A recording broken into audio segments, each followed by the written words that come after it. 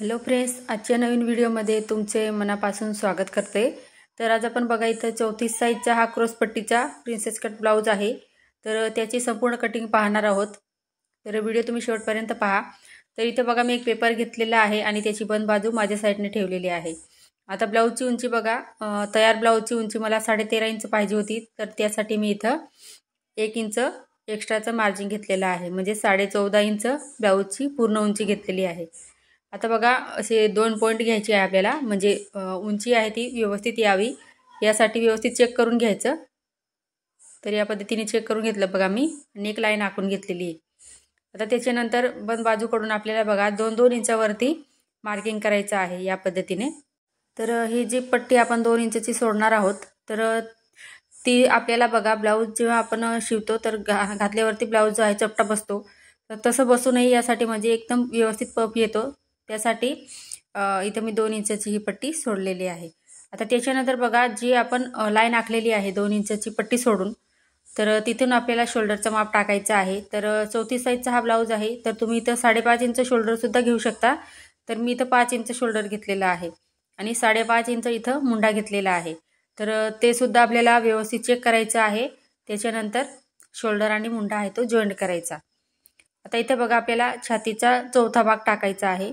तर 8.5 इंच इथं छातीचा चौथा भाग घ्यायचा, म्हणजे आपलं हे 34 साईजचं ब्लाउज आहे। आता इथे मी मार्जिन 2 इंच घेते, तर तुम्ही 1.5 इंच सुद्धा इथं मार्जिन घेऊ शकता। तर इथं बघू शकता मी 2 इंच मार्जिन घेतलेलं आहे। आता इथं बघा 10.5 आणि आपलं 2 इंच मार्जिन असं 10.5 इंच इथं झालेलं आहे। तर खालच्या साईडला सुद्धा मी 10.5 इंच घेतलेलं आहे, कारण आपले पाठीमागचा पार्ट सुद्धा आपण सोबतच कटिंग करणार आहोत त्यासाठी। तर त्याच्यानंतर बघू शकता इथं 1.5 इंच आपल्याला पाठीमागचा मुंड्याचा आकार द्यायचा आहे आणि पुढचा जो मुंडा आहे तो आपल्याला 1 इंचावरती द्यायचा आहे। तर दोघं मार्किंग सोबत करून घ्यायचे। त्याच्यानंतर मुंड्याचे आकार आपल्याला या पद्धतीने काढायचे बघा। तर मुंडा जेवढा घेतला होता त्याचं मी इथं निम्मे करून घेतलं आणि जिथपर्यंत आपण शिलाई मार्जिन एड केलेला आहे, म्हणजे छातीचा चौथा भाग घेतलेला आहे, तिथपर्यंतच आपल्याला हा मुंड्याचा आकार द्यायचा आहे बघा, कारण पुढे आपण मार्जिन सोडलेलं आहे त्यासाठी। तर व्यवस्थित दोघं आकार देऊन द्यायचे। त्याच्यानंतर बघा आपल्याला या पार्टची पहिली कटिंग करून घ्यायची आहे। तर कटिंग करताना सर्वात पहिले आपल्याला पाठीमागचा जो मुंड्याचा आपण आकार कटिंग इथं काढलेला आहे, तर तो सर्वात पहिले कटिंग करायचा आहे। तर जसा आहे तसा आपण कटिंग करून घेऊया, म्हणजे आपल्याला पुढची मापं जी आहे ती टाकायला सोपं जाईल त्यासाठी। तर इथं बघा मी या पद्धतीने कटिंग करून घेते। आता इथे पाठीमागचा जो मुंड्याचा आकार आहे तो इथे सर्वात पहिले कटिंग करून घ्यायचा, जसा आपण आखलेला आहे सेम त्याच पद्धतीने कटिंग करायचं आहे। तर बघा इथं मी कटिंग करून घेतलं इथं। त्याच्यानंतर आपल्याला पुढची मार्किंग करायची आहे। तर त्यासाठी बघा गडारुंदी इथं मी 2 इंच घेतली पुढचा गडा काढण्यासाठी। आता पुढचा जो गडा आहे तुम्ही इथं आवडीनुसार लहान मोठा घेऊ शकता। तर मी इथं 6 इंच पुढचा गडा घेतलेला आहे आणि या पद्धतीने बघा बॉक्स तयार करायचा। तर 2 इंच आपण गडारुंदी घेतली होती बघा। आता सिंपल असा मी इथं गोल गळ्याचा आकार देऊन देते या पद्धतीने।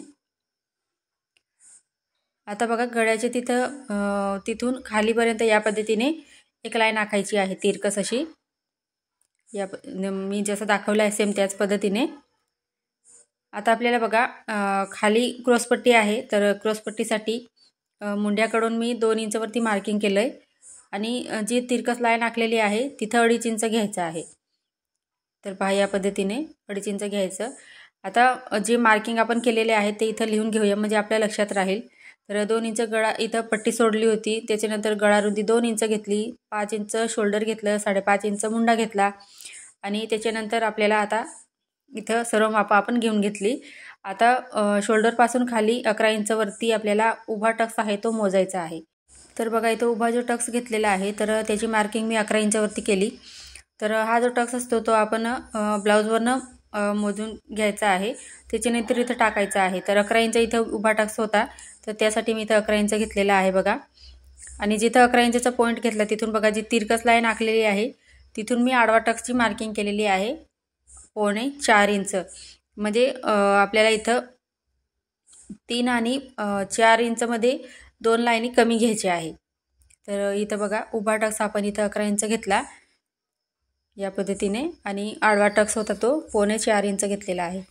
म्हणजे 4 इंचमध्ये ते 2 लाईनी कमी घ्यायची आहे. आता एवढी मार्किंग झाली आहे. त्याच्यानंतर बघा क्रॉसपट्टीची मार्किंग करायची आहे आपल्याला. तर मधली जी लाईन आखलेली आहे ती बघा, तर खालून तिला 1 इंचावरती मार्किंग करायचं. तर सर्व साईजसाठी सेम आहे. तुम्ही क्रॉसपट्टीचं ब्लाऊज कटिंग करत असाल तर या पद्धतीने बघा तिरकस लाईन आखून हे तिघं पॉईंट जोडायचे आपल्याला. तर ही झाली आपली क्रॉसपट्टी. म्हणजे हिने आहे आपल्याला वाढवायची आहे क्रॉसपट्टी. आता बघा आपला जो टक्स आहे तर तो आडवा टक्स किती घ्यायचा बघा, तर इथं 1.25 इंच घ्यायचा आहे. म्हणजे 1 इंच घ्यायचं पूर्ण आणि अर्ध्याच्या निम्मे घ्यायचं, म्हणजे तो 1.25 इंच इथं आपल्याला मधला जो टक्स आहे तो आपण इथं घेतलेला आहे. तर बघा या पद्धतीने आखून घेतला मी. तर हा झाला 1.25 इंच. त्याच्यानंतर सिंपल असा आपल्याला इथं आकार काढायचा आहे प्रिन्सेसचा. आता बघा या पद्धतीने आकार आहे तो काढून घ्यायचा आहे आपल्याला. तर जसं मी इथे दाखवते आहे सेम त्याच पद्धतीने. तर खूप छान बसतो हा ब्लाऊज जो आहे तो ब्लाऊज फिटिंग केल्यावरती, म्हणजे घातल्यावरती. तर आता बघा आपल्याला इथं दोघं पार्ट सोबत इथं कटिंग करायची आहे, पुढचा आणि पाठीमागचा. तर आपण पुढच्या भागामध्येच फक्त ही उंची जी आहे ती वाढवली होती. तर त्यासाठी मागचा जो पार्ट काढला आहे आपण त्याला मार्किंग करून घ्यायची. आता इथं बघा वरचा जो आपलं पेपर आहे तो आपल्याला इथं उचलून घ्यायचा आहे आणि पुढचा जो मुंड्याचा आकार आहे तो इथं कटिंग करून घ्यायचा. तर सर्वात पहिले तुम्ही असं न करता काय करायचं, दोघं पार्ट आहे ते सेपरेट करून घ्यायचे. त्याच्यानंतर इथं तुम्ही मुंड्याचा आकार कटिंग करू शकता. आता इथे बघा दोघं पार्ट आहे मी सेपरेट करून घेते सर्वात पहिले या पद्धतीने. तर व्यवस्थित असं इथं सेपरेट करून घेतलं. आता बघा जिथं कट्स मारले होते आणि खाली बघा मार्किंग केली होती मी, तर तेवढी 2 इंचाची पट्टी इथं आपल्याला, म्हणजे तेवढा पेपर आहे तो आपण फोल्ड करून घ्यायचा. या पद्धतीने बघा नखाने प्रेस करून घेतला. हा झाला आपला पाठीमागचा पार्ट. तर शक्यतो मी पाठीमागचा जो पार्ट आहे तर तो डायरेक्ट कापडावरती काढत असते, पण इथे पेपर पॅटर्न तयार करताना आपण दोघं सोबत कटिंग केले आहे, त्यासाठी तुम्हाला दाखवलं. आता इथे बघा सर्वात पहिले क्रॉसपट्टी कटिंग करून घ्यायची पुढच्या पार्टमध्ये. त्याच्यानंतर बघा जी तिरकस लाईन आखलेली होती आपण ती इथे कटिंग करायची आणि गळ्याचा शेप कटिंग करायचा आहे इथं. तर पहा इथं जसं आहे तसं मी इथं व्यवस्थित कटिंग करून घेते. तर एवढं तुम्हाला समजलं असेल, आणि नाही समजलं असेल तर तुम्ही मला कमेंटमध्ये विचारू शकता कोणता पार्ट तुम्हाला समजला किंवा नाही समजला ते. तर सर्वात पहिले बघा मधला जो टक्स होता तर तो मी इथे कटिंग करून घेतला आहे. आणि हा जो ब्लाऊज आहे आपण टक्स कटिंग केला तर तो ब्लाऊज घातल्यावरती एकदम व्यवस्थित बसतो. आता आपल्याला बघा इथं क्रॉसपट्टी वाढवून घ्यायची आहे. तर आपण इथं बघा 2 इंच मार्जिंग सहित इथं 10.5 इंच आपली घडी झाली होती. तर अर्धा इंच क्रॉसपट्टी काढताना अर्धा इंच वाढवून घ्यायचा आहे. तर मी इथं 11 इंच घेतलेला आहे. त्याच्यानंतर एका साईडला 3.5 इंच आणि एका साईडला 3 इंच घ्यायचं आहे. आणि सिंपल असं बघा मी जसं दाखवते आहे तसं इथं क्रॉसपट्टीची मार्किंग करून कटिंग करून घ्यायचं आहे. कारण हा भाग आपला खोल राहतो, त्यासाठी मी इथं थोडासा 1/2 इंच खाली घेतलेला आहे. बघा पहिली लाईन आखून घेतली, तर त्याच्यानंतर बघा थोडासा असा खाली घेतलेला आहे तो कापड इथं आकार, आणि क्रॉसपट्टीची कटिंग करून घ्यायची आहे. आता जे पॅटर्न आपण कटिंग केलेले आहे तर ते आपल्याला अस्तरवरती कटिंग करायचे आहे सर्वात पहिले. त्याच्यानंतर मेन कापडावरती ती कटिंग ठेवून आपण ब्लाऊज पीसची कटिंग करणार आहोत. तर सर्वात पहिले बघा अस्तरचा कापड आहे तो खालीवर आहे, त्यासाठी मी इथं एक लाईन आखून घेते. त्याच्यानंतर पुढची मार्किंग इथं करूया आपण. तर पाठीमागचा पार्ट आहे तो मी इथे ठेवून घेतला बघा. आणि जो अस्तरचा कापड आहे तर तो त्याची बंद बाजू जी आहे ती माझ्या साईडने ठेवली आहे मी. आता इथं कुठलीही मार्जिंग एड न करता आपण सेम जसं आपण इथं पॅटर्न काढलेला आहे तर ते जसं तसं ठेवायचं आहे. तर सर्वात पहिले बघा पाठीमागचा पार्ट होता त्याला जसा होता तसा मी ठेवला, आणि खडूची मार्किंग दिसते त्याच्यावरती मी इथं आता कटिंग करून घेते. तर पहा या पद्धतीने कट करून घ्यायचं आहे. खालीसुद्धा एक्स्ट्राचं होतं ते मी इथं कट करून घेतलं.